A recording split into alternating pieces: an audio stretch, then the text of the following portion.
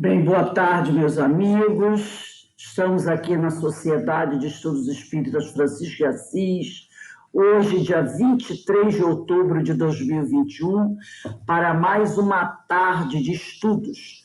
E hoje, como habitualmente, todos os sábados, nesse horário das 16 horas e 15 minutos, nós estudamos a sua obra, Epístolas de Paulo à Luz do Espiritismo, uma publicação de Antônio César Perry de Carvalho, publicação da Casa Editora O Clarim. E nós estamos estudando e pretendemos encerrar hoje o capítulo 10, que estuda a segunda epístola a Timóteo, que tem por título O Bom Combate. Nós estamos na página 104, aqui justamente onde vai iniciar as citações da segunda carta a Timóteo, capítulo 3, versículo 1. E Paulo escreve assim para o seu discípulo Timóteo: sabe, porém, isto, que nos últimos dias sobrevirão tempos trabalhosos, porque haverá homens amantes de si mesmos, avarentos, presunçosos, soberbos. Um minutinho só, gente. Acabou com meu filho. Acabou com meu filho. Nossa.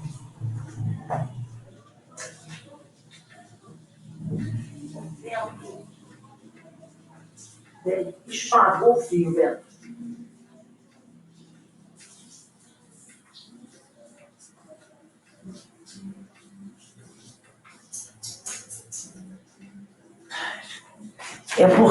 Um minutinho, gente, que está ventando aqui e eu botei o cabo da internet e a porta bateu com uma força terrível. Eu não sei se danificou o cabo, mas tudo bem, vamos lá. Voltando aqui à leitura. Sabe, porém, isto, que nos últimos dias sobrevirão tempos trabalhosos, porque haverá homens amantes de si mesmos, avarentos, presunçosos, soberbos, blasfemos, desobedientes a pais e mães, ingratos, profanos. Capítulo 3, versículo 3. Sem afeto natural, irreconciliáveis, caluniadores, incontinentes, cruéis, sem amor para com os bons, traidores obstinados, orgulhosos, mais amigos dos deleites do que amigos de Deus, tendo aparência de piedade, mas negando a eficiência dela. Destes, afasta-te. Independente de a expressão tempos trabalhosos estar inserida em ideias da época sobre os últimos dias, entre as quais se imaginava até mesmo um breve retorno do Cristo, o importante é que o alerta paulino é válido até nossos dias. No conceito espírita, fica mais fácil a compreensão de que se convive com espíritos reencarnados, que tiveram experiências variadas em suas trajetórias e que muitas vezes podem reincidir em situações que evocam o passado. Em todos os casos, é cabível a receita da regra áurea do Cristo, né? Então, como ele diz aqui, independentemente de a expressão tempos trabalhosos estar inserida em ideias da época sobre os últimos dias, entre as quais se imaginava até mesmo que Jesus iria retornar, e a gente vê que tem muitos companheiros que até hoje falam, né? Jesus voltará à Terra. Esse alerta de Paulo é válido até hoje. No conceito espírita, fica mais fácil a compreensão de que se convive com espíritos reencarnados que tiveram experiências variadas em suas trajetórias e que muitas vezes podem reincidir em situações que evocam o passado. Em todos os casos, é cabível a receita da regra áurea do Cristo, né? Então, nós estamos todos vivendo aqui nesse planeta de provas e expiações. E como ele diz aqui, sobrevirão tempos trabalhosos, porque haverá homens amantes de si mesmo, avarentos, cheios de defeitos, né? Sem afeto natural, irreconciliáveis, caluniadores, tudo que nós temos hoje. Traidores, orgulhosos, tendo aparência de piedade, mas negando a eficácia delas. Deixe afaste. Então, essa observação que Paulo fez para o Timóteo, principalmente quando ele diz aqui, deles afaste-se. Foi feita lá no passado para eles, mas ela é válida para nós até hoje. Desses homens, devemos nos afastar, porque esses homens continuam vivendo aí. Até hoje nós temos eles aí, não é? Então, essa observação que ele fez para aqueles homens daquela época, ela é válida para nós hoje e continuará válida por muito tempo. Afastem-se desses homens imorais, que, como ele diz aqui, que apenas têm aparência de serem piedosos, mas negam a eficácia dela. Olha aí quantos homens que fazem discursos se mostrando piedosos, mas a gente sabe que a piedade que eles aparentam é tudo uma máscara. Então, Paulo pede que a gente se afaste deles. E aqui, na página 105, em 2 Carta a Timóteo, capítulo 3, versículo 9, ele dirão, não irão, porém, avante, porque a todos será manifesto o seu desvario, como também o foi daqueles. Tu, porém, tens seguido a minha doutrina, modo de viver, intenção, fé, longanimidade, amor, paciência. Paulo chamava atenção sobre as situações enganosas, casos em que os chamados sucessos são parciais e temporários.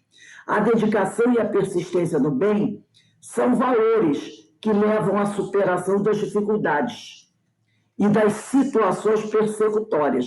Aliás, os apóstolos são um exemplo concreto do compromisso com o bem, né? Então, ele chama atenção para essas situações enganosas.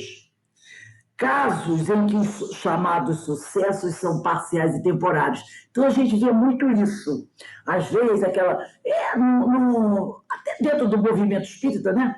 Você vê aquele companheiro chega e começa a falar, começa a pregar, começa a divulgar a doutrina, fazendo aquele sucesso, atrai a atenção de muitas pessoas, mas dali a algum tempo você começa a perceber certas questões e a criatura começa a decair. Às vezes a gente vê muito isso com companheiros que são, assim, divulgadores da doutrina, escritores de livros, que começam, né, cheio de amor, cheio de vontade de trabalhar, vão às casas, fazem seminários, encontros. Dali a um tempo, você começa a perceber que a obra daqueles caras começa a se complicar, que a própria atitude dele também se torna uma atitude complicada, e você vê que ele vai mudando o jeito dele ser. Então, ele diz aqui, Paulo chamava atenção sobre as situações enganosas, casos em que os chamados sucessos são parciais e temporários. Quando ele diz lá na 2ª Carta a Timóteo, capítulo 3, versículo 9, não irão, porém, esses, né, avante, porque a todos será manifesto o seu desvario, como também foi daqueles lá do passado. Tu, porém, tens seguido a minha doutrina, modo de ver, intenção, fé, longanimidade, amor, paciência. Quantos desses nós conhecemos no movimento espírita? Pessoas que chegaram, pregando, divulgando, e daqui a pouco você começa a ver que a coisa não é bem por aí, que começa a mudar o jeito de ser, daqui a pouco ou some ou cai no ostracismo, ou debanda e começa a falar e pregar coisas totalmente diferentes. Aqui no 3:12. Desculpe. Oi, pode falar. Desculpe te interromper. Aqui Iraci entrou agora. Posiciona ela qual é o texto, que eu acho que, de repente, pode ser que... Na página 105 do livro, desse livro aqui, ó. 105. 105. 105. 105. Eu estou nela. Na segunda carta a Timóteo, capítulo 3. Oi, Iraci. Oi? Achou a página? Não, eu já estou na página, mas qual é o versículo aqui, o capítulo? Na segunda carta a Timóteo, capítulo 3, versículo 12. Na página Ok.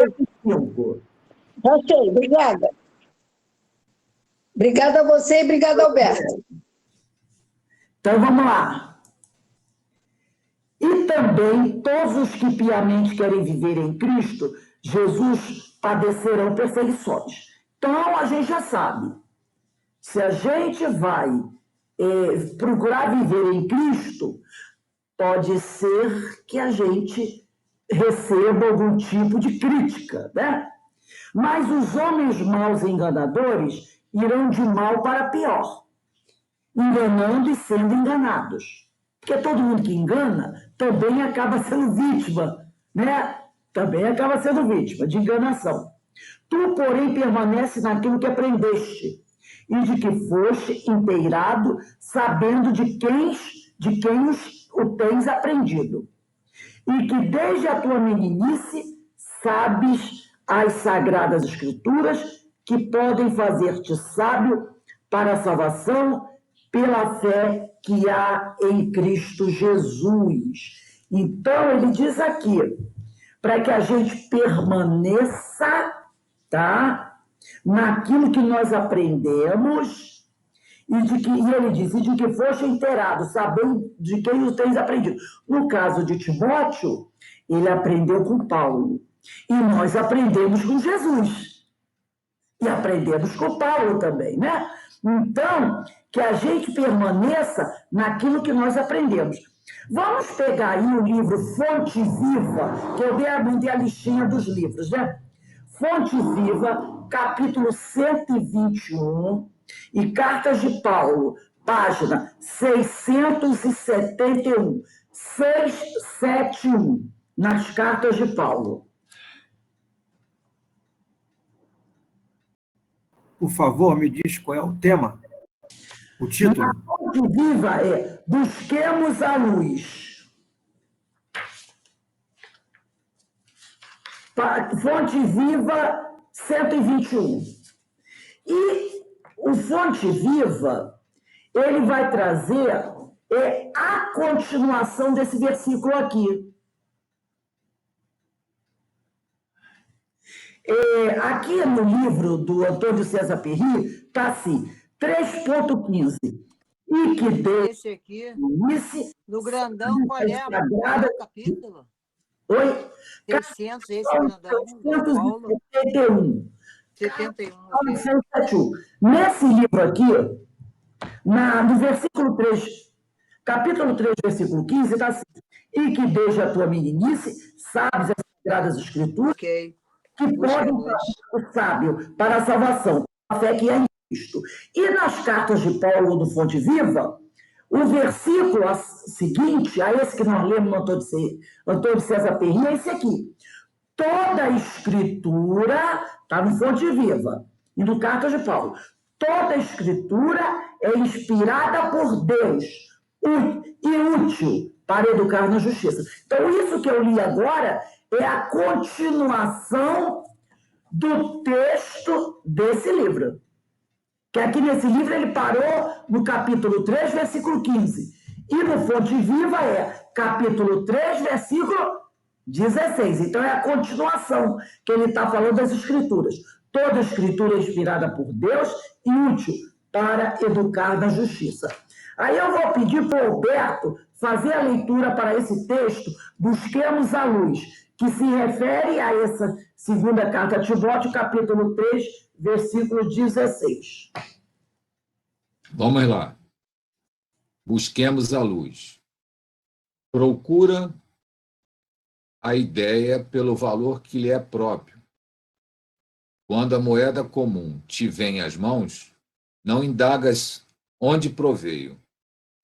Ignoras se procede da casa de um homem justo ou injusto, se esteve antes a serviço de um santo ou de um malfeitor. Conhecendo-lhe a importância, sabes conservá-la ou utilizá-la com senso prático, porque aprendestes a perceber nela o selo da autoridade que te orienta à luta humana.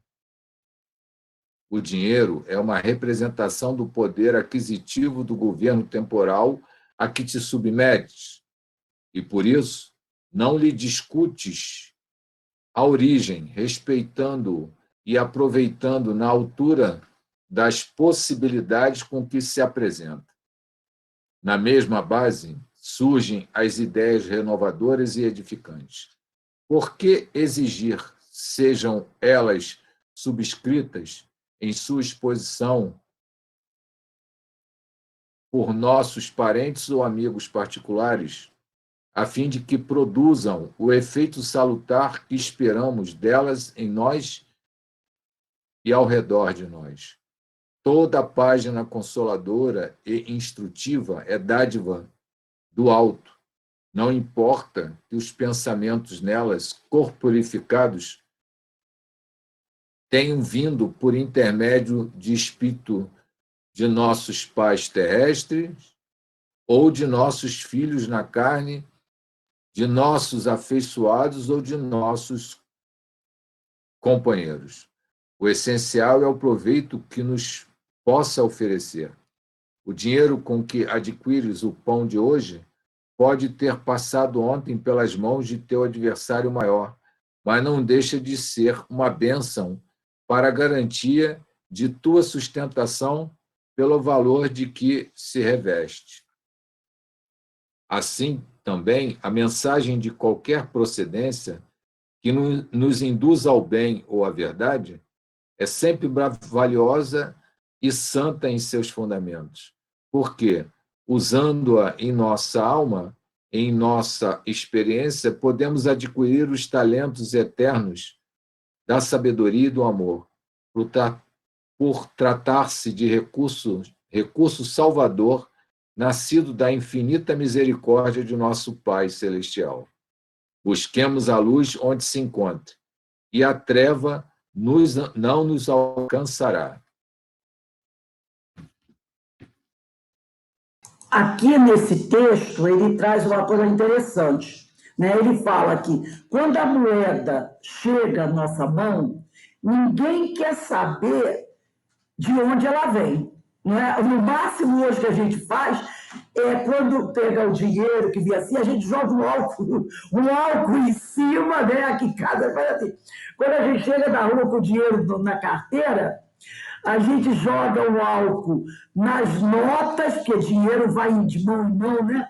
A gente joga o álcool nas notas, o álcool nas moedas, pintando o dinheiro no secador e deixa as moedas lá. A gente é o máximo que a gente faz com o dinheiro. Ninguém quer saber, não, né? Não, já que tem a pandemia, vamos desinfetar o dinheiro. Aí a gente eu tenho o costume de fazer isso, de jogar álcool nas notas, não estraga as notas, nem desbota, e jogar nas moedas também. E aí a gente pendura lá no secador e seca rapidinho, a gente guarda. É o máximo que a gente faz, porque ninguém fica assim, de onde vem isso, de onde vem aquilo, né? E ele fala sobre isso. Na mesma base surgem as ideias renovadoras e edificantes. Por que exigir sejam elas subscritas em sua exposição por nossos parentes ou amigos particulares, a fim de que produzam o efeito salutar que esperamos delas em nós ou ao redor de nós? Então, por exemplo, vou para uma coisa muito específica. Às vezes, a pessoa chega numa casa espírita e diz assim, eu queria saber se vocês aqui recebem mensagem dos espíritos lá do céu. Aí vocês já ouviram isso, né? alguém que chega, que não conhece a casa, e logo pergunta: aqui vocês recebem carta da espiritualidade, psicografia? Porque eu quero receber, minha mãe, meu pai, meu irmão, meu marido, meu primo morreu, e eu estava querendo receber uma mensagem deles. Aí você pergunta, porque eu estou com a cabeça meio assim, eu estou muito abalada, eu queria ouvir uma palavra do meu ex-querido, né? Não é para saber. Aí a pessoa diz assim, olha, assiste a palestra, né? Aí vem um companheiro, faz uma palestra edificante. Olha, pega esse livrinho aqui de mensagem, dá uma lida. Pega essa mensagem, que logicamente a gente está falando de coisas sadias, não dessas mensagens que vêm da espiritualidade sem pé, sem cabeça, tá? Só que a pessoa fica naquela, não, mas eu quero a palavra do meu ente querido, eu quero a palavra de A, B, C ou D. Se não for essa, eu não quero. Então, ele está dizendo aqui, por que exigir que as mensagens que chegam às nossas mãos sejam subscritas em sua exposição por nossos parentes ou amigos particulares? Será que o nosso parente ou nosso amigo particular está em condições de me enviar uma mensagem edificante que irá me consolar, me esclarecer? E ele diz aqui, a fim de que produza o efeito salutar que esperamos delas em nós ou ao redor de nós. Toda a página consoladora e instrutiva é dádiva do alto. Seja ela enviada por um espírito amigo, que você sabe que é moralizado, seja ela vinda de um palestrante que está ali fazendo aquela palestra que você não conhece, seja aquelas folhinhas que a Federação Espírita ou o ZERJ imprime e distribui para as casas espíritas. Não tem aquelas mensagens assim? Uma é verde, outra é rosa, outra é branca. Mensagem Emmanuel, André Luiz. Seja um livro que alguém te oferece, o Evangelho, Caminho, Verdade e Vida, Pão Nosso, um livro de sabedoria. Toda a página consoladora e instrutiva é dádiva do alto. Não importa, como ele diz aqui, que os pensamentos nela, corporificados, tenham vindo por intermédio do Espírito, de nossos pais terrestres, de nossos filhos na carne, de nossos afeiçoados ou de nossos companheiros. O essencial é o proveito que possa nos oferecer. Aí ele fala do dinheiro, né? O dinheiro com que adquires o pão de hoje pode ter passado ontem pelas mãos do teu inimigo. Mas não deixa de ser uma bênção para a garantia de tua sustentação pelo valor que se reveste. Quer ver um exemplo? Tem uma pessoa lá morrendo de fome. Aí chega um cara orgulhoso, presunçoso, cheio de vício, corrupto, da pior índole, tira 100 reais do bolso e joga no rosto do que está passando fome na rua. Aí o que está passando fome na rua pega o dinheiro e eu vou perguntar, e vai no mercado e compra arroz, feijão, carne e leva para casa para se sustentar. Pergunto, aquele dinheiro era pecaminoso? Não. Mesmo vindo de um pecaminoso. O dinheiro que o outro jogou na cara daquele que estava sofrendo, passando fome, ajudou. O problema está em quem jogou, mas o dinheiro em si foi salvador. Às vezes aquela pessoa precisava comprar um remédio para levar para casa para tratar um doente. O outro jogou o dinheiro na cara dele. Ele pegou o dinheiro, comprou o remédio e levou. E salvou a pessoa. E daí? Qual o problema? Nenhum. O importante é que o dinheiro teve a sua função. E a mensagem é a mesma coisa. Ah, não, essa mensagem aqui é do Espírito Maria do Carmo. Ah, eu não vou aceitar a mensagem dela, apesar de ser uma mensagem edificante. Mas eu vou, é Maria do Carmo. Eu queria uma mensagem de Joana de Anjos. Você lê a mensagem, não a mensagem edificante. Lembra que nós falamos sobre isso?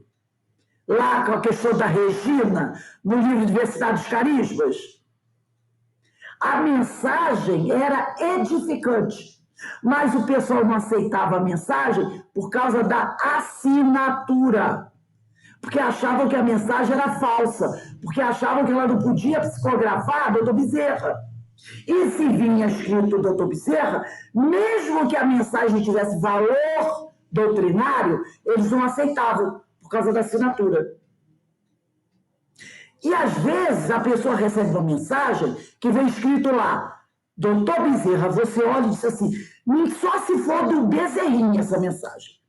Porque do Dr. Bezerra não é, mas o cara leva para casa e divulga porque está o nome Bezerra, Dr. Bezerra. Então, se você ler a mensagem e ver que o conteúdo dela, e nós já temos condições de fazer essa avaliação, é edificante, não importa quem assinou. Ela cumpriu a sua missão, tá? O essencial é o proveito que nos possa oferecer. E ele diz aqui, assim também a mensagem de qualquer procedência que nos induza ao bem ou à verdade é sempre valiosa e santa em seus fundamentos. Porque, usando-a em nossa alma, em nossa experiência, podemos adquirir os talentos eternos da sabedoria e do amor, por tratar-se de recurso salvador, nascido da infinita misericórdia de nosso Pai Celestial. Busquemos a luz onde se encontre, e a treva não nos alcançará. Então, porque infelizmente ainda tem muita gente que fica assim, por exemplo, vai ter um seminário na Casa Espírita. Aí a pessoa diz assim, eu vou participar ou não, dependendo do nome do expositor. Entendeu? Dependendo do nome do expositor. Então, você vai fazer um encontro com um expositor desconhecido. E tem outro encontro com um expositor famoso. A pessoa diz assim, eu vou optar por esse aqui. Por quê? Porque o expositor famoso. Gente, eu já vi seminário com expositor famoso que dava para que eu saí do meio do caminho. Seminário onde não acrescentava nada. O cara só repetia coisas que outras pessoas já falaram sem conteúdo. E eu já vi seminários com expositores que eu não conhecia e que foi maravilhoso. Entendeu? Então, que a gente não se prenda a esses nomes. Que a gente observe a mensagem. A mensagem. É uma mensagem que tem um cunho consolador, aproveita o conteúdo dela. Ao invés de ficar nessa questão de valorizar por causa do nome, por causa do lugar também, até tem isso também, né? Vai ter um seminário no centro, bam, bam, bam, bam, e um seminário no centro muito simplesinho. Eu vou do outro, bam, bam, bam, bam. Também a gente sabe que tem isso. A gente sabe que tem isso, né? Acho que tem pessoas que, como tem palestrantes também, que não fazem exposição nem trabalhos em certos centros, que são muito distantes, centros pequenos, todo esse tipo de coisa. E não se analisa nem a tarefa que se vai realizar, nem o conteúdo do que é ali colocado. As pessoas ficam muito pela questão da aparência, né? Então, vamos voltar aqui a esse livro. E se alguém quiser falar alguma coisa, gente, é só levantar o dedo, abrir e falar, tá? Não é só eu que vou ficar colocando aqui, não. Na página 105, a divulgação das ideias cristãs e, atualmente, das espíritas pode ferir interesses pessoais e de grupos. Daí o surgimento de perseguições e calúnias. E, em consequência, a possibilidade de aparecimento de máscaras de enganadores. Timóteo recebe recomendação para se manter fiel ao conhecimento aurido desde sua infância. Eis um alerta de Emanuel, porque quando Paulo conheceu Timóteo pela primeira vez, ele tinha uns 13 a 14 anos. Quem estudou as cartas de Paulo e Estevão sabe disso, né? No primeiro encontro, parece que ele tinha 13 ou 14 anos. E Paulo já percebeu que ele era um jovem de futuro. Mais tarde, alguns anos depois, ele volta. E quando ele tinha 13, 14 anos, Paulo vai fundar uma igreja, acho que é em Éfeso. E ali ele conheceu a mãe e a avó de Timóteo. E ele ficou encantado pelo jovem, pelo interesse que ele já demonstrava. Então, Paulo deixou umas escrituras ali, ficou uns dias, deixou uma orientação, foi embora. E ele continuou a estudar. Mais tarde, quando Paulo voltou, alguns anos depois, ele já estava fazendo um trabalho belíssimo, né? Então, aqui, a divulgação das ideias cristãs e atualmente das espíritos pode ferir interesses pessoais. Daí o surgimento de perseguições e calúnias. Em consequência, a possibilidade de aparecimento de máscaras de enganadores. Timóteo recebe a recomendação para se manter fiel ao conhecimento aurido desde sua infância. Eis um alerta de Emmanuel. Atende, pois, ao teu ministério onde estiveres, sem qualquer dúvida nesse particular, certo de que, por muito tempo ainda, o discípulo fiel de Jesus da terra sofrerá perseguições. Então, ele está dizendo o seguinte: aonde você estiver, segue com o teu ministério, fazendo o que você está fazendo, tá? Estudando, se aprimorando, colocando em prática tudo o que você vem aprendendo. E fica certo de uma coisa: você não estará isento de tomar algumas pedradas. Porque se o próprio Mestre Jesus, que não tinha pecado nenhum, foi perseguido e morreu na cruz, por que nós, que somos ainda espíritos imperfeitos, vamos querer estar blindados? Não é? Então, aceita o que vem e suporta e prossegue. Vamos pegar agora Vinha de Luz, capítulo 77. Cartas de Paulo, 669. Rose, para mim sempre preciso do título. Ah, Tá? então deixa eu abrir aqui. 669.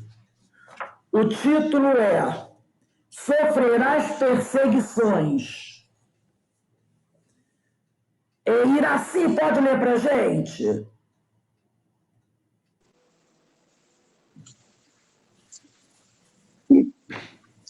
Sofrerás perseguições, e também todos os que piamente querem viver em Cristo Jesus padecerão perseguições. Paulo, segunda carta ao Timóteo, capítulo 3, parágrafo, versículo 12, é o que me atrapalha um pouco. Incontestavelmente... Iraci, vê se o teu computador está com som alto ou ele está com som baixo. Eu estou com celular. Ah, está com celular? Ah, então tudo bem. Tudo bem, pode continuar a leitura. Não, eu estou com som totalmente alto. Tá bom? Eu falo mais alto, então.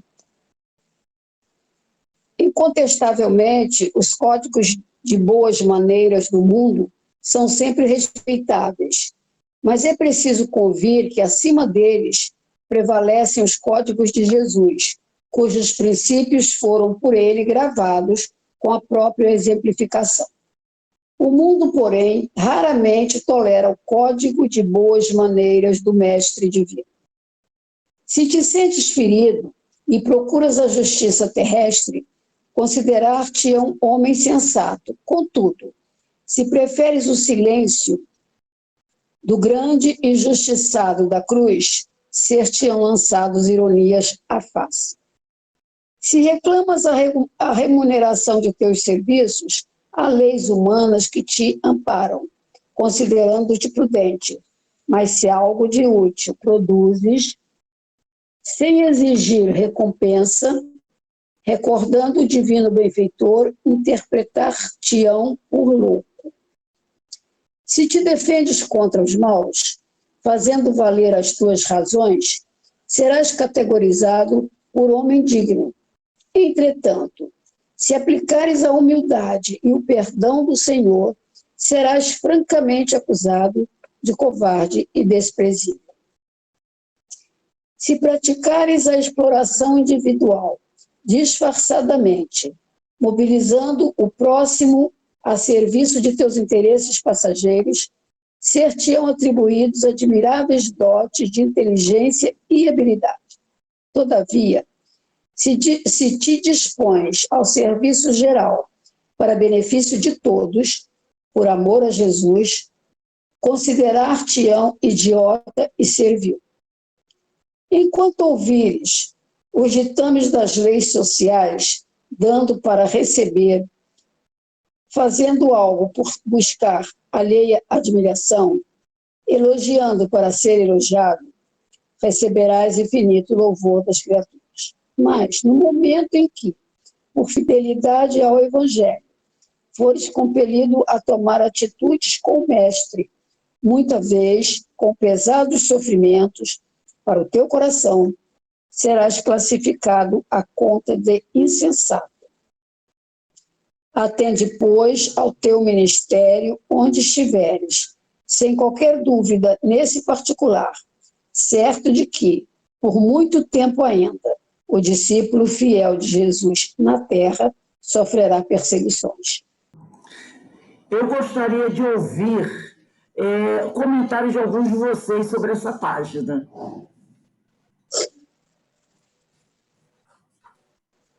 Que vocês fizessem algum comentário sobre essa página aqui. Mas é o que a gente vê sempre, né, Rose? Quando é alguém voltado ao bem e não pede, não cobra nada, não impede nada, aí esse é louco, como é que ele diz aqui? Insensato, né? Agora, se aquele camarada se auto envaidece, expõe, né? Ele se autoproclama e faz as coisas para os outros, mas tudo pretendendo receber alguma coisa de volta, é esse o ser humano dar mais valor. É o que realmente acontece, que realmente a gente vê, né, acontecendo. Ele diz bem aqui, né? Mas no momento que por fidelidade ao Evangelho fores compelido a tomar atitudes com o Mestre, muita vez o reloginho de 100 anos está batendo, eu tenho que dar ele esse direito. Muita vez com pesados sofrimentos para teu coração, serás classificado à conta de insensato. Gente, eu vou falar agora, vou trazer para o movimento espírita, vamos esquecer das outras pessoas. Quantas vezes nós, que somos espíritas, eu digo isso porque todo mundo aqui, eu sei que é trabalhador da Casa Espírita, Alberto já trabalhou lá no CEO e no Domingo de Luz, né? Ana na evangelização, Zé Marcos no Domingo de Luz, Ana Constantina, Eloá na mediunidade, Denise já trabalhou lá também, Iraci também, acredito que já tenha feito trabalho lá no COI, né? Tenha trabalhado lá no COI, ter feito curso, estudo, essas coisas todas. Quantas vezes de dentro da nossa casa, ou da família, ou de um parente, nós já escutamos frases em relação a isso. Poxa, domingo? O que você vai fazer na casa espírita domingo? Poxa, você tinha que ficar em casa, descansar, vai fazer o que lá no domingo, na sexta-feira, não é? O que você vive? E, na realidade, às vezes a pessoa, ela não diz, mas ela está pensando, de graça, de graça. Não é? Vai para a casa espírita terça, quarta, quinta, de graça. Se aborrece, porque às vezes a gente se aborrece. Claro, quantas vezes, fazendo alguma coisa na casa espírita, a gente se chateia. Dizer que nunca fiquei chateado com nada que aconteceu na casa espírita é mentira. Todos nós, às vezes, né? Alguma coisa que a gente queria fazer, não saiu legal. Ou então, a gente saiu assim, o trabalho foi muito pesado, né? Dependendo do tipo do trabalho. Para o dia de encontro, às vezes, ou nas vésperas do encontro, correr para lá, correr para cá, para ver o Zé Marcos.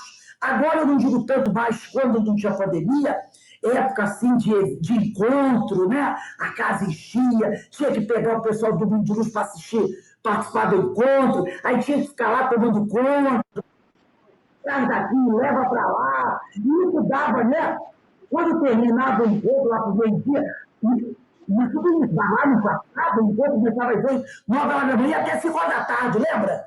Às vezes aquele verão de arrebentar a boca do balão, calor, quantos encontros? Calor de 40 graus, a gente debaixo daquele teto, das 9 às 5 da manhã, e corre para lá, e corre para cá. Quando a gente terminava o encontro, a gente estava assim, ó, cansado, ia para casa cansado, às vezes em pleno domingo, para na segunda. Tudo insensato, tudo insensato. Mas o Zé Marcos, ô Rose, até hoje, trabalha muito, porque ele continua nas sextas, tá? Tem dia que é pauleira, né, Zé Marcos? A gente sabe disso. Pessoal da evangelização, quando o encontro era o dia inteiro, tinha que ficar com as crianças o dia inteiro ali, né? Todo mundo trabalhando, isso, pessoal da mediúnica, aquela coisa toda. Quantas vezes alguém, que até da nossa família, um amigo, um vizinho, sei lá, que não compreendia, ou não compreende ainda, a dedicação, às vezes é um marido, uma esposa, um filho, uma filha, a dedicação que você oferece àquele trabalho. E faz aquelas críticas, quando não são contundentes, são críticas tipo assim, olha para você chegar cansado, nem vou falar mais nada, porque você já há 20 anos faz aquilo, aí a pessoa já falou durante 20 anos, nem vou falar mais nada. Mas quando diz assim, eu nem vou falar, aí você diz, eu estou com uma dor nas costas, aquela cadeira que eu sentei lá, às vezes é uma cadeira velha, né? Machucou, me incomodou minha coluna, às vezes a mesa mediúnica, a pessoa ficou muito tempo. Às vezes a mesa tem umas farpinhas, lembra? A mesa da nossa sala, aquela mesa velha que tinha umas farpas, que saía, aí a gente botava uma toalha em cima da mesa para tentar tapear a farpa que estava saindo da mesa, mas mesmo assim, a farpa às vezes passava através da renda e machucava a pessoa. Estou com o braço de ficar assim, ou aquela cadeira, que não é uma cadeira muito boa, aquela cadeira de plástico. Aí a pessoa olha, mas quando você já está lendo muito tempo, olha, não vou nem falar nada. Esse não vou nem falar nada já é uma crítica. É uma crítica. Ela está dizendo, falo sempre para você deixar parar um pouco eu estou dizendo palavras que eu uso. Eu já falei para você parar um pouco isso, você vai acabar morrendo. Você tem que se cuidar, olha a tua saúde, fica só fazendo esses troços. Isso é aquilo, entendeu? Então, todos nós já conhecemos como diz o outro, a ladainha. Então, ele diz aqui... A Ana levantou a mão, Rose. Ana Constantino. Ana levantou a mão, deu seu testemunho. Então, Rose, tem alguns irmãos de outra crença, até mesmo católica, que eles não têm noção o que é um trabalho na casa espírita, porque eles imaginam outra coisa. Eles imaginam que trabalhar numa casa espírita é só receber entidade, ou santo, como dizem, né? Eles ou não sabem, ou não querem saber qual é os tipos de trabalho que tem dentro de uma casa espírita. Entendeu? E ainda fica, principalmente as pessoas da família, que é de outra crença, fica na torcida para que você tenha uma decepção, que você tenha um sofrimento, que você não que você fique desequilibrada em função de alguma coisa, um sofrimento que possa passar pela sua vida e você acaba se desequilibrando. A torcida é para que isso aconteça, para que eles falem, viu? Se tivesse outra crença, você não estava passando por isso. É mais ou menos isso. E eles não têm noção, eles acham que o trabalho da gente lá é receber, sabe? É mais ou menos isso. Eles sabem que tem outras coisas. Ele diz aqui, atende, pois, ao teu onde estiveres. Continue fazendo o que você está fazendo, tá? Sem qualquer dúvida nesse particular. Mantenha a tua fé e realize o teu trabalho. Certo de que por muito tempo ainda o discípulo fiel de Jesus na terra sofrerá perseguições, terá que ouvir essas críticas, como disse a Ana, terá que ouvir alguém dizer, olha, vai ainda acontecer uma coisa muito grave com você, hein? E aí você vai me dar razão. Ainda tem esse negócio. Aí você diz assim, deseja mal para mim não, hein? Aí a pessoa, não estou desejando mal, não estou desejando mal. Que aí você, é uma forma de você cortar também, dizer isso, deseja mal para mim não, porque aí a pessoa fica, não, porque desejar mal é pecado, né? Aí você diz, deseja mal para mim não. Não estou desejando mal. Aí você quer uma forma de cortar. Então, o que ele diz aqui? Que a gente fique certo de uma coisa. Ainda ouviremos muitas encarnações, mas que a gente não pare, não se sinta desestimulado a continuar a fazer o que você faz. Se você tem certeza, isso para qualquer religião, para qualquer trabalhador de qualquer... Eu acredito que os nossos irmãos do candomblé, nossos irmãos da Umbanda, escutem isso muito mais do que a gente, não é verdade? Porque ainda existe um preconceito muito grande contra os trabalhadores das casas espiritualistas. Então, eu acredito que aquele companheiro que trabalha do centro de Umbanda, que trabalha lá no centro de Candomblé, escute isso muito mais do que a gente. Porque o preconceito é muito grande e muita gente acha que eles estão trabalhando lá com o diabo. Isso aí, olha só, além de ser agredido... Eles devem sofrer muito. Vai lá. Além de ser agredido verbalmente ou por outras coisas, destroem a casa deles, né? As pessoas invadem, quebram tudo, arrasam com a casa espírita deles lá, do centro espírita deles. Ele não só escuta, nós escutamos, eles são de fato agredidos, né? As pessoas invadem, destroem, e ali mora o diabo. Aí... Quando não os agridem na rua, porque já teve até uma menina de 13 a 14 anos que foi agredida pedrada na rua, porque ela estava vestida lá de branco, ela ia lá para a cerimônia da casa espírita dela. Então, olha só. Olha só. Atende, pois, ao teu ministério onde estiver. Se o ministério daquela pessoa é no centro de Umbanda, que ela realize lá o ministério dela como ela achar que deve realizar. Mais uma palavrinha só. Quando a Ana Constantino falou que outras religiões criticam, não sabem o que está acontecendo, qual é o trabalho da casa espírita, o próprio espírita, frequentador da casa, não sabe. Ele mesmo não sabe. Ele não sabe que tem outras atitudes, ele só sabe no dia que ele vai. No CEOI, por exemplo, se você faz um curso na terça-feira à tarde, assiste uma palestra terça-feira à noite, acabou, ele vai embora, não volta só na outra terça-feira. Ele não sabe nada que acontece todo dia lá, se tem bazar, se não tem bazar, se tem domingo, se não tem domingo. Não sabe absolutamente se tem mesa de desobsessão, se não tem. Não sabe. Ele mesmo não sabe. E tem alguns que ainda escolhem o trabalho, né? Por exemplo, você, Denise, aí, acho que a Aninha também, daquela época que a gente pegava comida para levar, saía de dentro da palestra, a cozinha era dentro do CEOI ali, onde passou a ser a biblioteca depois, ali era a cozinha. No meio da palestra saíam 2, eu era um deles às vezes, eu era um outro, carregando um panelão para levar aquele terreno do lado, que hoje é o estacionamento, lá no fundo para o pessoal dar comida, né? E tinha um cidadão daquela época, né, que ajudava. Aí, passados já alguns anos, precisou-se de pegar alguma coisa, e não era domingo, era um outro dia.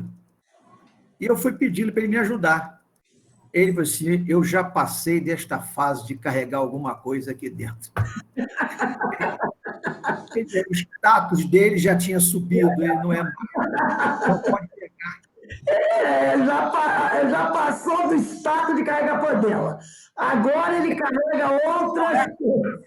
Não era panela, não, mas era uma outra coisa que eu precisava de 2 pessoas. Isso é para a gente ver, né, o quanto o nosso status, às vezes, está lá embaixo. Mas vamos lá. Continuando aqui na página 105 do livro do Antônio César Perry de Carvalho.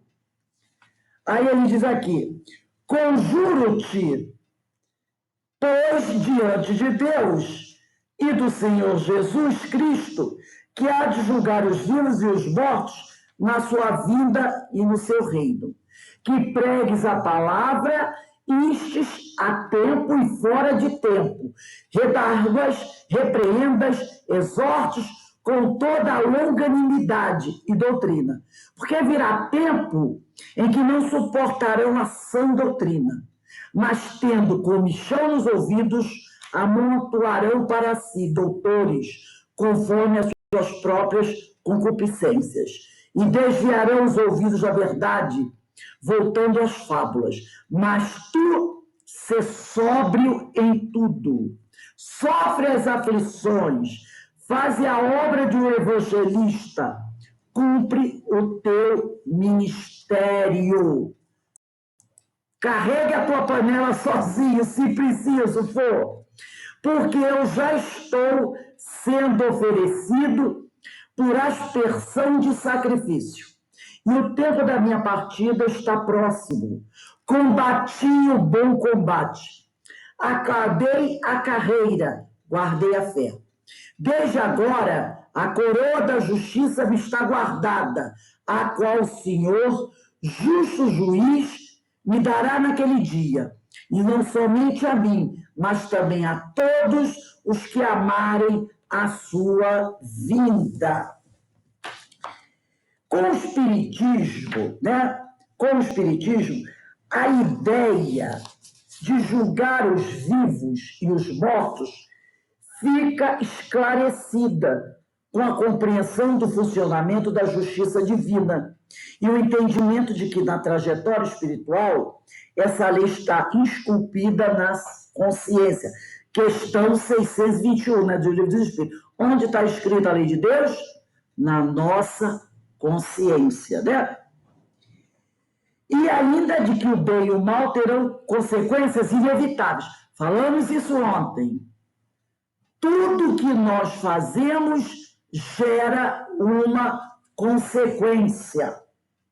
Portanto, a visão de Deus, com a qual Paulo sempre trabalhou, de Pai misericordioso, fica consolidada. Só um instantinho aqui.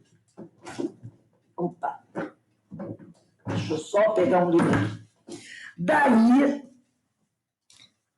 a razão de recomendar que se evitem contendas e que o importante é a obra de um evangelista. Então, Paulo sempre trabalhou com a visão de Deus, com a visão do Cristo, né? Então, ele não aceitava contendas, ele não entrava em contenda, né? Tanto que ele dizia que com o Espiritismo a ideia de julgar os vivos e os mortos fica esclarecida com a compreensão do funcionamento da justiça divina e o entendimento de que na trajetória espiritual esta lei está esculpida na consciência.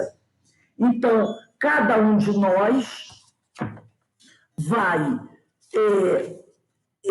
ou melhor assim, vai ter que prestar conta daquilo que fez ou daquilo que deixou de fazer. É problema de cada um, né? Então, ninguém tem que ficar julgando ninguém. Aí, essa é a questão. Aí, depois ele diz aqui, Paulo se apresenta ao discípulo Timóteo como uma referência. Combati o bom combate, acabei a carreira e guardei a fé. Parece uma comparação com pista de corrida, acabei a carreira. E o prêmio seria com base na lealdade com a vida cristã, a fé que pode ser entendida como a consciência tranquila perante a vida eterna. Eu só vou pedir a vocês para esperar só um minutinho aqui, que eu vou pegar um livro aqui rapidinho. Deixa eu ver aqui. Ah, não. É Livro dos Espíritos. Uma questão era essa mesmo que eu falei, a 621. Mas ele pede aqui também para a gente dar uma olhadinha na questão 614. A 621, eu mesmo sei ver, eu falei para vocês, que é a questão, né, onde está escrito a lei de Deus, na consciência. E a 614 do Livro dos Espíritos é da parte 3ª, capítulo 1 da lei divina natural, caracteres da lei natural. O que se deve entender por lei natural? A lei natural é a lei de Deus. É a única verdadeira para a felicidade do homem. Indica-lhe o que deve fazer ou deixar de fazer. E ele só é feliz quando dela se afasta. É justamente quando ele diz aqui, ó, com o Espiritismo, a ideia de julgar os vivos e os mortos fica esclarecida com a compreensão do funcionamento da justiça divina e o entendimento de que na trajetória espiritual essa lei está esculpida na consciência. É justamente a lei natural, né, que é a lei de Deus, e está esculpida na consciência. Então, a 614 e a 621 deixa isso claro para a gente, que a lei natural é a lei de Deus e que essa lei de Deus está esculpida na nossa consciência. É a questão 614 e 621 juntas, né? E aqui embaixo ele fala, né? O prêmio para aquele que combateu o bom combate, acabou a carreira e guardou a fé. O prêmio seria com base na lealdade com a vida cristã, a fé, que pode ser entendida como uma consciência tranquila perante a vida eterna. Esse é o prêmio, né? É a fé que vem através de uma consciência tranquila. A marcante frase de Paulo mereceu várias considerações de Emmanuel. Nós vamos ler as 2 primeiras frases aqui no livro mesmo, quando ele diz: orar antes de explicar ou de ensinar, para que a palavra se lhe transforme numa bênção de Deus. Então, olha só o que ele está dizendo aqui. Orar antes de explicar ou de ensinar, para que a palavra se lhe transforme numa bênção de Deus. Então, toda vez que nós formos fazer um estudo ou uma palestra, que você faça uma oração. É isso que ele está dizendo aqui, ó. Orar antes de explicar ou de ensinar, para que a palavra que você vai utilizar ali se lhe transforme numa bênção de Deus. Ele está ratificando aqui a necessidade que todos nós temos de, antes de começar um estudo, fazer uma palestra, ou mesmo de assistir uma palestra. Eu estou em casa, vou fazer um estudo. Onde está a palavra? Nos livros que eu vou estudar. Não é? A palavra está nos livros que eu vou estudar. A palavra está com aquele palestrante no vídeo que eu vou assistir. A palavra está onde? Na voz daquele que está no áudio que eu estou ouvindo. Porque às vezes eu vou ouvir uma mensagem no áudio, né? Eu estou fazendo uma coisa, eu boto aqui, vou ouvir. Outras vezes eu vou sentar para assistir uma palestra do YouTube. Outras vezes eu mesmo vou pegar os livros e vou ler. Então, Orar antes de explicar ou de ensinar, para que a palavra ali se lhe transforme em bênção de Deus. Então, ele está fazendo uma coisa. Você está estudando em casa, você sozinho? Antes de sentar para estudar, faça uma prece. Vai assistir uma palestra do YouTube? Antes de ligar a televisão, faz uma prece. Vai escutar um áudio? Estou dirigindo meu carro. Aí eu vou escutar aqui o rádio, o programa Rádio Janeiro, ou eu vou botar aqui o meu pendrive, né, para escutar uma palestra enquanto eu estou dirigindo. Faz uma prece antes, para que aquela mensagem que você está ouvindo, ou que você está lendo, ou que você vá fazer um estudo para os companheiros, vai dar uma palestra, qualquer coisa, se transforme numa bênção de Deus. Pode falar. Antigamente eu participava de um trabalho em outra casa espírita, era na parte da costura. A gente confeccionava enxovalzinhos para entregar para as mães carentes. E eu levava já as roupinhas cortadas para casa só para costurar em casa.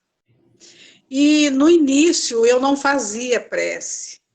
E eu sentia dificuldade, porque uma hora a máquina, a agulha quebrava, outra hora a linha arrebentava. Aí eu via que aquilo não estava fluindo bem, até que a ficha caiu. Aí, antes de começar na costura em casa, eu lia o Evangelho, fazia uma prece, né, abençoando aquele trabalho, porque para aqueles espíritos que iam receber essas roupinhas, porque nós não sabíamos, a gente não sabe quem são esses espíritos que estão vindo. Pode até ser nossos adversários, que não vão querer que a gente faça esse trabalho, né? E a partir do momento que eu comecei a ler o Evangelho e fazer as preces, o trabalho começou a fluir.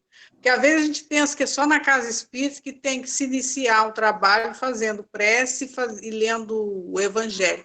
Mas mesmo na nossa casa, que é a extensão, né, que seja um braço, né, do centro espírita, vamos dizer assim, aí, a partir daquele momento, a coisa começou a fluir. Então, é isso que você está falando, eu lembrei. Para que a palavra, né, para que a palavra se transforme na bênção de Deus. Nesse caso, a palavra é o trabalho. A palavra é o trabalho. Porque a pessoa assim, mas ela está costurando, ela não está estudando. A palavra é o trabalho. O trabalho se transformou na palavra. Ou a palavra se transformou no trabalho. Entendeu? E aquilo, a palavra, aquele trabalho, vai se transformar na bênção de Deus. Você está ali fazendo o trabalho para o seu irmão. Então, ele disse aqui, para que palavra, sinônimo de trabalho, se transforme numa bênção de Deus. Então, toda vez que a gente vai fazer alguma coisa, estudar, fazer um trabalho, né, desse, faça uma prece para abençoar aquele trabalho. Como também a gente vai fazer sempre uma prece quando acorda, para abençoar o nosso dia, antes de dormir também, não é? Agora eu vou pedir para Ana Constantino ler para a gente Cartas de Paulo, página 673. Quem tem o livro Bênção de Paz, capítulo 50. Bênção... Agora eu vou dizer o nome. O nome é Vigiando e Orando. Quem tem o Bênção de Paz, Vigiando e Orando. E Cartas de Paulo, página 673. Tudo bem. Vamos lá, Ana.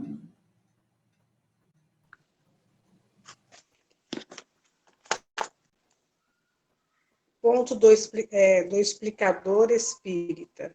Tudo, porém, se sóbrio, em tudo suporta o sofrimento, faz o trabalho de evangelista, realiza plenamente teu mistério. Segundo Timóteo, capítulo 4, versículo 5. Vigiando e orando. Em nos reportando aos obreiros do Senhor, recordemos que uma espécie existe que, sem dúvida, trabalha e, sem dúvida, produz algo, entretanto, vive sempre em posição de deficitária e, por vezes, estraga aqueles companheiros que lhe aproximam quando frágeis na fé. Onde estejam, são para logo identificável, porque servem debaixo de condições especialíssimas, tais quais sejam onde querem, como entendem, quando se vejam dispostos, tanto quanto se determinam, na faixa de ação em que não se sintam incomodados, com quem gostam, com as ideias que lhes agradem, com os recursos que venham a escolher, como julgam melhor, nas conveniência que lhe digam respeito, desde que se lhe satisfaçam as exigências, e desde que ninguém os critiquem nem contrariem. Um companheiro, assim, assemelha-se a um servidor meio sombra e meio luz, que beneficia com a luz que derrama e prejudica com a sombra que teima em carregar. Daí o imperativo de orarmos e vigiarmos, procurando desvencilhar-nos de toda sombra que ainda nos pesa no orçamento da alma, a fim de que nos tornemos, o pouco a pouco, em obreiro fiéis na causa do eterno bem, servindo ao Senhor conforme os desígnios do Senhor.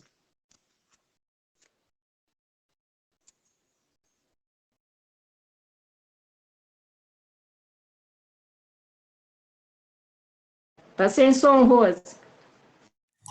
Esse texto que a Ana leu, nós vamos encontrar de novo Emmanuel fazendo referência a essa expressão de Paulo: combati o bom combate, acabei a carreira, guardei a fé.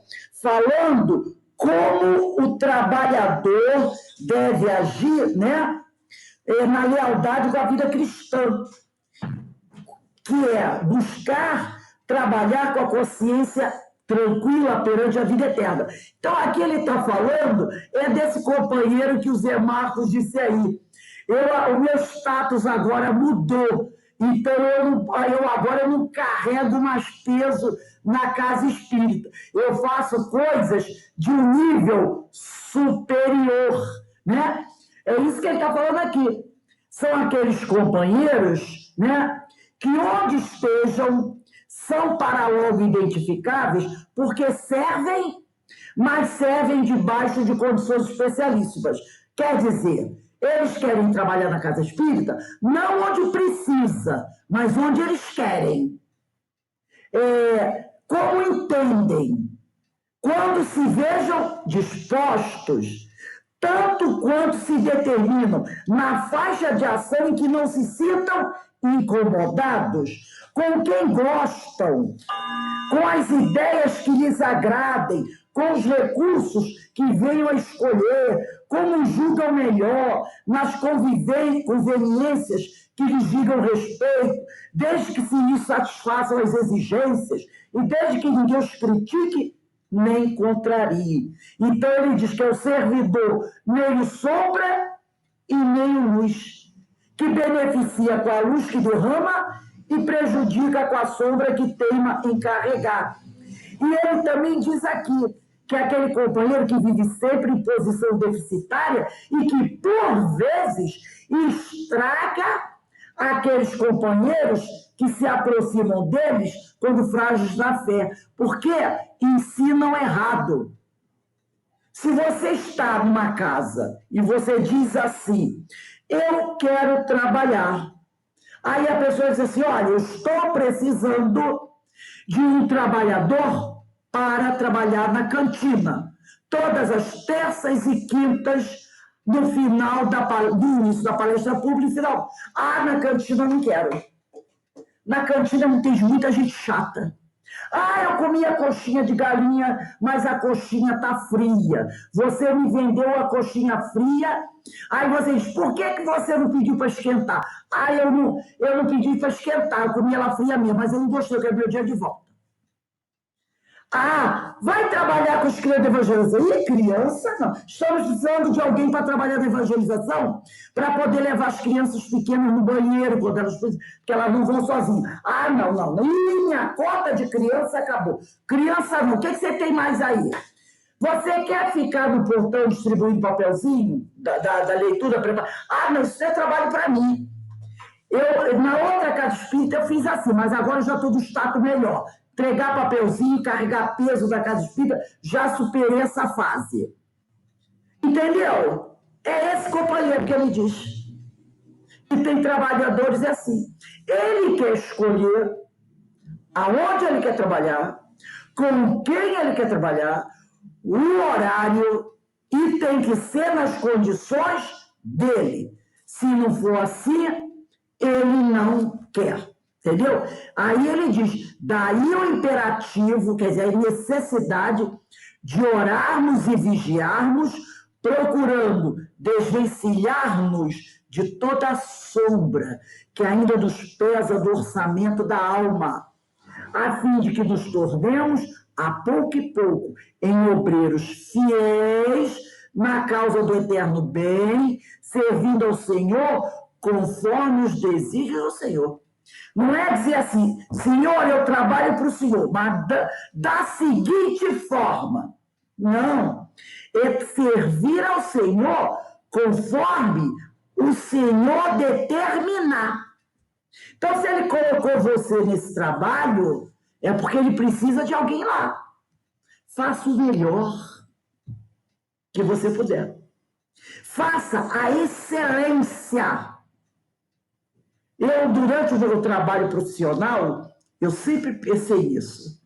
Eu sei que eu nunca serei não só em tudo que eu faço. Eu sempre tive isso comigo. Pode ser orgulho, vaidade, eu não me incomodo. Se alguém interpretar assim. Mas eu sempre tive isso na minha cabeça. Se alguém me chama para fazer alguma coisa, seja da minha área profissional ou fora da área profissional, eu vou arrancar até os últimos cabelos da cabeça para fazer o melhor que eu puder. Eu sei que pode ser que eu não consiga fazer excelência, porque a excelência é difícil a gente conseguir fazer, mas eu vou ter a consciência tranquila que eu fiz tudo que era possível fazer. Pode falar, Zé. Não, isso que você está falando até da parte profissional, faça sempre o seu melhor, seja qual for o trabalho que você vai fazer. Se você vai fazer, você é merendeira da escola, faça o melhor frango, sei lá, o que for, o melhor frango com batata e feijão e arroz que você possa fazer. Não faça de qualquer maneira. Se você é o professor, eu dou aula na universidade e tal, no caso, dei aula em universidade. Dei aula no Colégio Pedro II até me aposentar. E dei aula no município. Eu ia dar uma aula fajuta no município e no Pedro II fazer a excelência da aula. Não, faça sempre o seu melhor, seja qual for o seu trabalho. Se você pede a pessoa, a Rose, convida alguém para fazer um estudo. A pessoa que vai fazer o estudo, faça sempre o melhor estudo que você possa fazer. Não tive grande chance de fazer pesquisa, eu não sei mexer em computador, eu tenho um livro XYZ, ótimo, você está fazendo sempre o seu melhor. A pessoa, se você vai fazer uma cirurgia, está deitado, o médico chega, você fala, doutor, e a minha cirurgia? Não sei, não estou de bom humor hoje, não sei como é que vai ser a sua cirurgia. Já pensou isso? Então, você, no seu serviço, é que nem numa orquestra. Do pianista até o cara que toca o triângulo, troca o prato, faça o seu melhor. Sempre eu digo para os meus alunos, se você vai fazer uma prova, um trabalho, faça o trabalho para tirar 100. Você não vai tirar 100. Se você tirar 70, você sabe que esse 70 foi a tua excelência. Não faça um trabalho para valer 70%. Se você for fazer um trabalho, eu vou preparar um trabalho para 70%, você vai fazer 40%. Você vai dar um passe, dar um bom passe na pessoa. 100. Você pode não chegar a 100, mas você vai chegar a 60, 80, mas você tem a certeza que você entregou tudo que você podia. Você vai dar Rosa? Você vai dar o passe lá na casa espírita? Chato, tem que dar passe, com o braço cansado. Está pensando assim? Vai lá e faça o seu melhor passe. É o que ele diz aqui, ó. Ele diz aqui, daí o imperativo de orarmos e vigiarmos, procurando desvencilhar-nos de toda sombra, que ainda nos pesa no orçamento da alma, a fim de que nos tornemos, a pouco, em obreiros fiéis. Então, o obreiro fiel é aquele que faz o máximo que pode, dentro das suas condições, é claro, para fazer o melhor, na causa do eterno bem, servindo ao Senhor, conforme os desígnios do Senhor. Então, se o Senhor me colocou aqui para fazer esse trabalho, eu vou fazer o melhor que eu puder fazer. Denise, quer falar alguma coisa? E não é fazer de acordo com os seus critérios, é de acordo com os critérios do Senhor, né? De acordo com as determinações do Senhor, e não do jeito que você quer, que você acha melhor, não. Você entende? O Senhor fazia tudo da melhor forma possível e com a maior boa vontade. Então é assim que eu vou trabalhar. É assim que eu vou trabalhar. Eu acho que isso tem que ser. Eu sempre tive isso na minha cabeça. Aí muita gente diz, você é perfeccionista. Eu digo, pode até me chamar disso, mas eu entendo que eu preciso fazer o melhor. Então, quando eu ia fazer seminários, encontros lá, eu sempre queria fazer o melhor, porque eu acho que eu estou fazendo para Jesus. Ora, se eu estou fazendo aquele para o Senhor, eu tenho que dar o melhor que eu posso. É a mesma coisa aqui. Às vezes ela é chata, fala demais, traz muito livro, dá muita explicação. E aí, mas como eu penso, eu acho que às vezes, quando eu acho que tem que explicar muito, ou falar devagar, ou repetir certos conceitos, é porque eu acho que talvez fazendo assim eu me faça mais compreendida pelas pessoas, talvez eu esteja ajudando aquela pessoa, quando eu boto aquele PDF de letra vermelha e azul por seta, porque eu acho que aquilo vai ajudar a compreender melhor, e é o que eu acho que eu posso oferecer de melhor para Deus e para vocês. E para mim também, porque conforme eu estou estudando, preparando, eu estou aprendendo. Eu sou a primeira a ser beneficiada, porque eu estou aprendendo, né? Então é assim que eu acho que todos nós temos que trabalhar, servindo ao Senhor conforme os desígnios do Senhor, né? E o Senhor nunca fez nada mais ou menos. Nunca fez nada mais ou menos.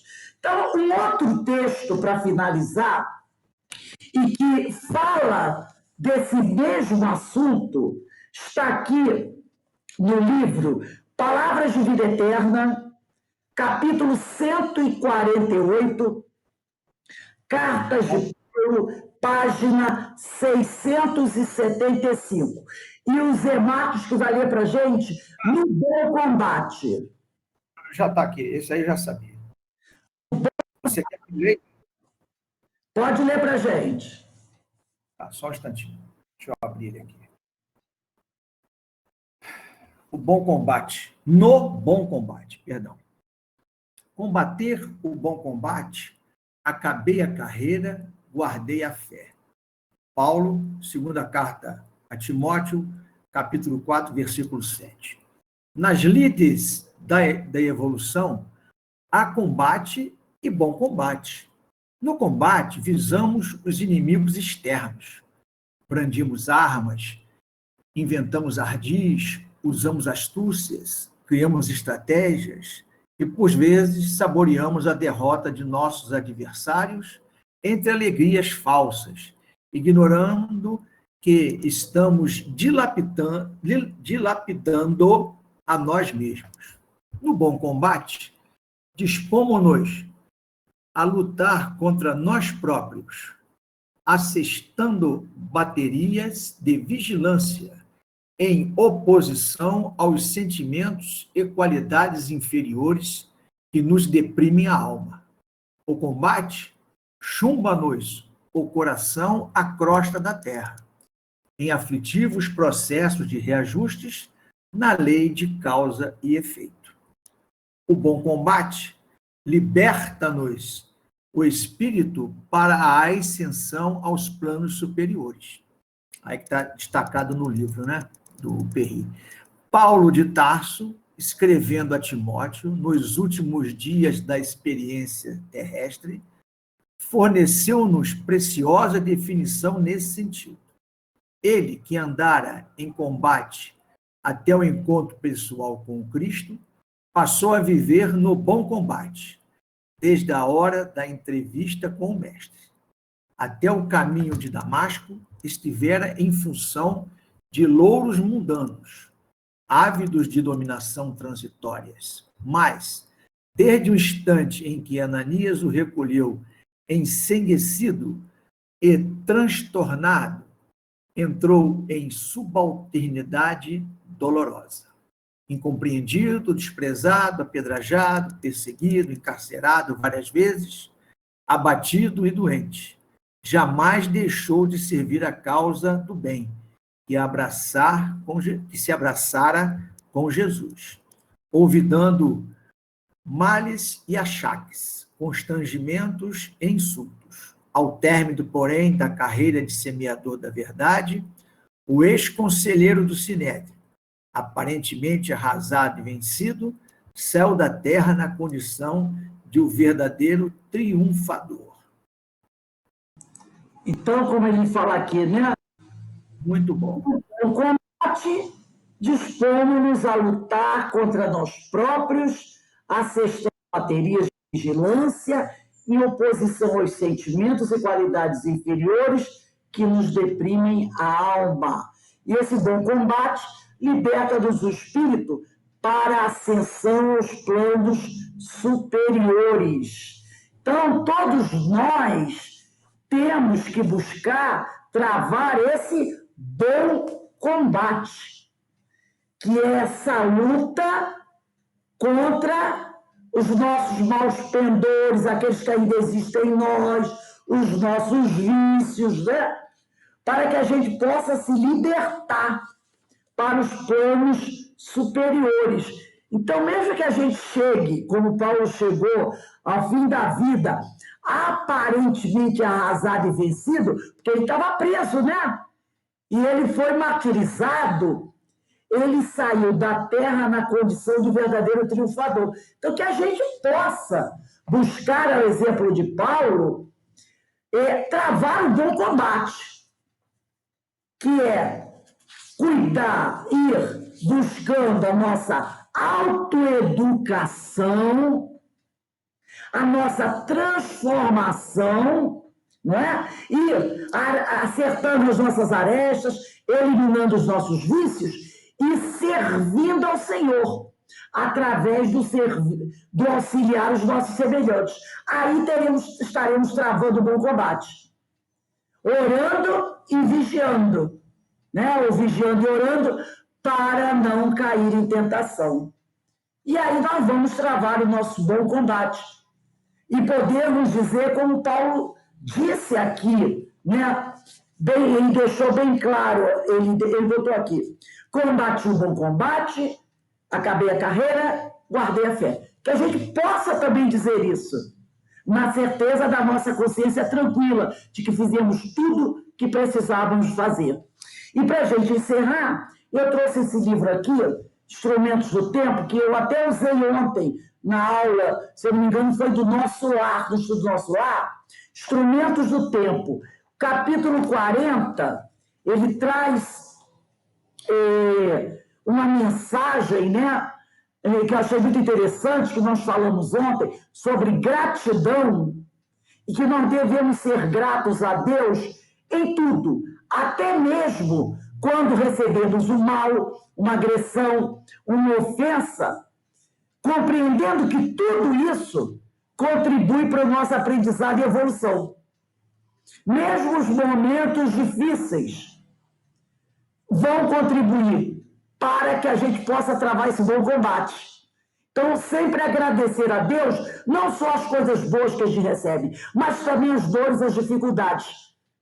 Porque é nas dores e dificuldades que nós mais aprendemos. É que nós mais aprendemos do que dos momentos alegres. Então, que a gente saiba agradecer. E Emmanuel diz assim: Senhor, agradecemos a luz e agradecemos a sombra. É o mal, a dor que a gente recebe, né? A agressão. Sempre que a sombra nos impulsione a fazer mais luz. E agradecemos o clima da harmonia que nos tranquiliza a estrada que nos cabe percorrer. Tanto quanto a tempestade de incompreensão. Toda vez que a incompreensão nos auxilie a descobrir a necessidade da concórdia, reunindo-nos os esforços uns dos outros para o levantamento da felicidade comum. Diante da luta, induze-nos a reconhecer que unicamente a luta nos oferece os ingredientes precisos para a vitória da paz em nós mesmos. E perante o fracasso, qualquer que seja, fazem-nos recordar que somente aprendendo e reaprendendo é que fixaremos a lição. E aquele continua, isso eu não li ontem. Senhor, não nos entregues ao suposto bem que se converta em mal, nem nos permitas menosprezar o suposto mal que nos conduza ao bem. E sejam quais forem as provas a que formos chamados, ajuda-nos a reconhecer que a tua sabedoria misericordiosa reina sobre nós e que, acima das nossas tribulações e obstáculos, dificuldades e lágrimas, estamos todos reunidos em teu coração, incessantemente sustentados em teu amor para sempre. Esse é o capítulo 40. E no capítulo 35, que tem por título Aprendamos a obedecer, Emmanuel diz assim: obedecendo a Jesus e conformando-nos à verdade que ele personaliza em seu exemplo de amor e luz, converter-nos-emos de beneficiários em aprendizes e de aprendizes em servidores fiéis da sua doutrina de redenção no curso do tempo incessante. Aprendamos a viver sob o jugo do Senhor, dentro da nossa liberdade de escolher o próprio caminho.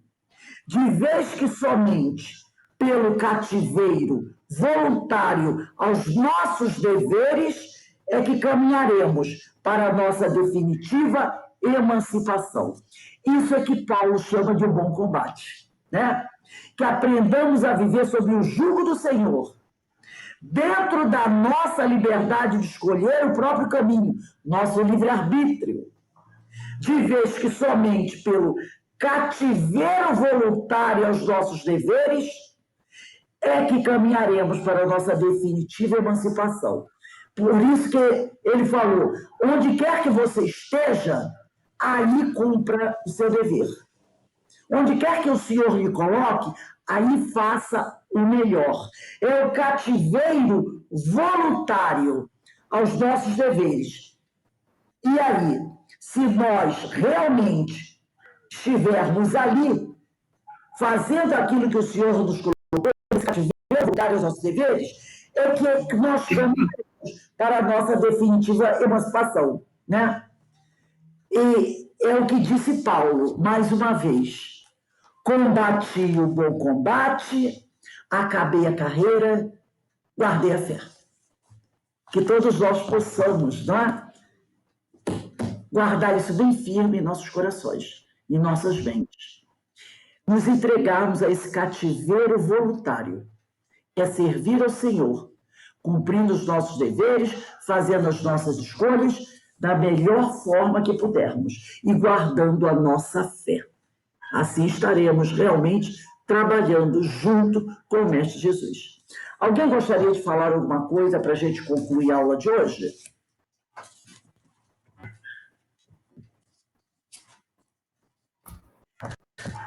Fale, Zé Marcos. Não ia falar nada, não. Só agradecer aí por essas aulas de sábado, eu gosto muito. Eu sempre gostei. Quando começou o estudo de Paulo de Tarso aos sábados, lá no CEOI, isso há muito tempo, eu ainda estava na ativa, no Pedro II ainda.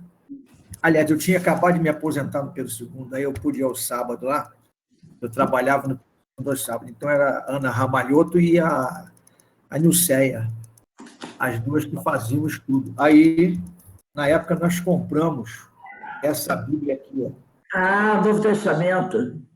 Novo Testamento. Interessante, uma coisa interessante, não sei se você tem nada a ver com a aula, é que no final dela tem vários mapas da época de Jesus. A partir dali, isso tem muitos anos, né? Começou, eu não me lembro mais o ano disso aí.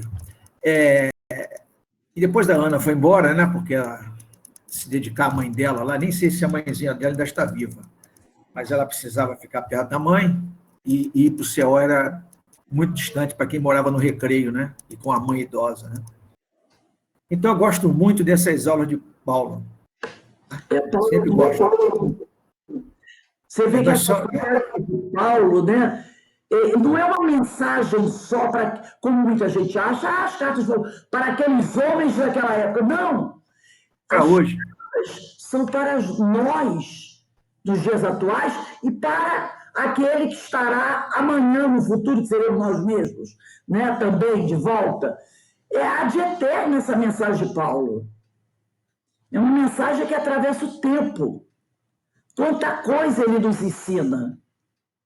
Não é? Essa aula de hoje do travar o bom combate, de como você trabalhar, de como você realizar, fazer a sua tarefa, são coisas já de eterno, para nós carregarmos em nosso espírito, né? Quando um dia deixarmos aqui essa carne e formos para a erraticidade, a gente vai levar com a gente esse ensinamento.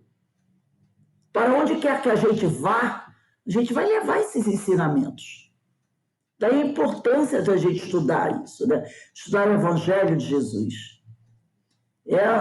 Não é uma mensagem para os dias de Paulo, nem uma mensagem só para os nossos dias atuais. É uma mensagem para o homem. Não importa onde ele esteja, em que mundo ele esteja, em que dimensão ele esteja. É para o homem. Porque Paulo está no espaço. E onde ele está continuando a ministrar os seus ensinamentos. Para aqueles que vão reencarnar, né, que buscam o Evangelho, vão ouvir de Paulo da erraticidade esses ensinamentos. Já reencarnarão aqui, já tendo isso mais consolidado. E nós estamos tendo essa oportunidade, que maravilha, né? Que bênção é essa? Nós devemos nos sentir privilegiados por podermos estudar esse Evangelho dessa forma, estamos estudando, conhecendo, buscando a palavra de Paulo, que muita gente acha que só os crentes é que gostam de Paulo, né? Que os espíritos não têm nada a ver com Paulo. Olha aí que tolice. Então a gente está resgatando tudo isso. E a gente vai continuar a resgatar, né? Então, meus irmãos, vamos encerrar aqui o nosso estudo de hoje. Semana que vem, a gente entra na Carta aos Romanos, que tem por título Os Herdeiros de Deus. Então, para a gente encerrar, vou pedir para a nossa irmã Ana Brito fazer a nossa prece de encerramento. Ana, vê se dá para você ligar aí teu microfone. Está me ouvindo, Rose? Estou te ouvindo, pode fazer a prece. Então, vamos agradecer. Só temos que agradecer muito a Deus pela oportunidade da vida, agradecer a Francisco de Assis, que é o patrono da sua casa, que agora é a nossa. Nós agradecemos a Paulo pelos ensinamentos e aos espíritos que estão à nossa volta. Que a sua paz, o seu amor, esse esforço que ele nos ensina para que nós possamos ser forte e confiante no trabalho, que nós possamos perseverar. E que a paz e o amor possa fazer parte da nossa vida. Obrigada, Jesus. Muito obrigada. Obrigada por esse dia. Obrigado por tudo. Graças a Deus. Obrigado, minha amiga, pela prece. Obrigado, meus amigos que estiveram conosco até agora, prestando atenção, participando.